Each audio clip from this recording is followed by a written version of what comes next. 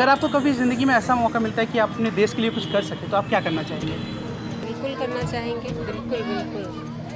Most welcome. हम तो चाहेंगे कि हम अपने इंडिया के लिए जो कर सकना चाहते हैं वो करेंगे, जो भी करना पड़े। मैं तो यही चाहती हूँ कि इस देश में सफाई हो भैया। इससे ज़्यादा जो एक तो जाम की बहुत समस्या है, तो मैं यही काम है कि मैं जाम के प्रति थोड़ा सा वो और सफाई के लिए अपने देश के लिए यही कि सबसे पहले तो हम चाहेंगे कि हमारे यूथ जो है वो एक सही रास्ता पे जाए, जी। उन्हें सही चीज़ नॉलेज मिले और उन्हें सच्चाई हर चीज़ का पता चले। वो गलत जो सोशल मीडिया पे इस समय सबसे ज़्यादा अफवाह फैलाए जा रहे हैं उन सब चीज़ों से दूर बचे, उन्हें सच्चाई की पता चले। क्योंकि अगर मुझे देश के लिए कुछ करने के लिए मौका मिले तो मैं सबसे पहले फौजियों की जो देश की सीमा पर जो लगे हैं उनके लिए सुविधाएं उपलब्ध कराऊंगा। जो अपने घर द्वार छोड़ के, जैसे कि उनको छुट्टियों की समस्या रहती है, खाने पीने की समस्या रहती है, ये सब सबसे पहले देखेंगे, क्योंकि उन्हीं लोगों की वजह से हम लोग यहाँ सेफ हैं। हाँ वो तो देश में सबसे जो भी यहाँ पे करप्शन का इशू जो बनाते हैं लोग, उसके लिए कुछ कि अपना हम कुछ अलग कर सके। जो देश के लिए तो हम लोग हमेशा शुरू करे रहे हैं भाई, गरीबों का उत्थान हो पहले सबसे बड़ी चीज़ है। जब तक गरीबी नहीं दूर होगी तब तक देश का उत्थान नहीं होगा। कि अगर कोई इंसान या व्यक्ति जो भी है वो अगर इंडियन फ्लैग की बेइज्जती या इंसल्ट करते हुए पाया जाता है तो उसके साथ क्या करना चाहिए? जब तक उनके अंदर एक उत्साह होता है, थोड़ी देर के लिए तो होता है हाँ झंडा हम फहरा रहे हैं, उसके बाद वो अचानक कहीं रख के या सोचेंगे इसको हम अपने पास से हटाएं।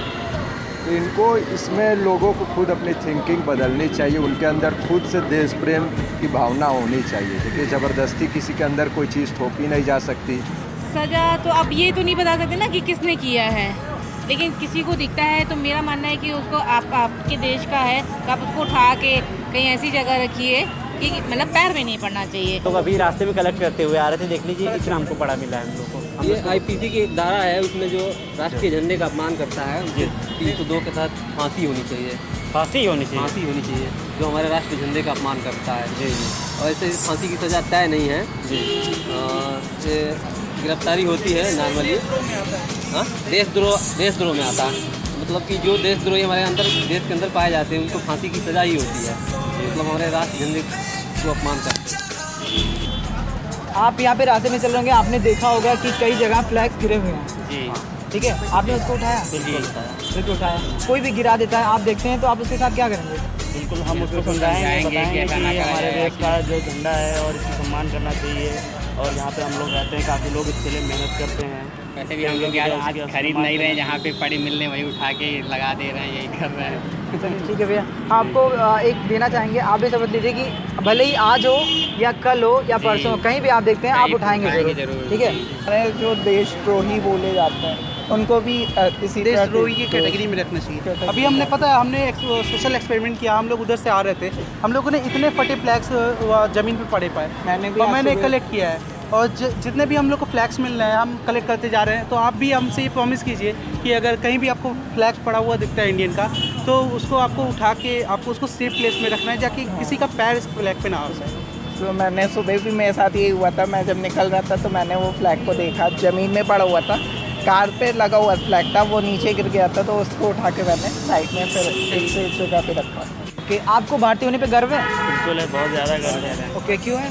क्योंकि हमारे यहाँ की संस्कृति बहुत अच्छी है और बाहर एशियंट है और सब वेदर यहाँ का बहुत सही है और हर चीज़ में, कल्चर में, बोलने ढंगने में, हाल चाल में, सब चीज़ में तो प्राउड तो होता ही है।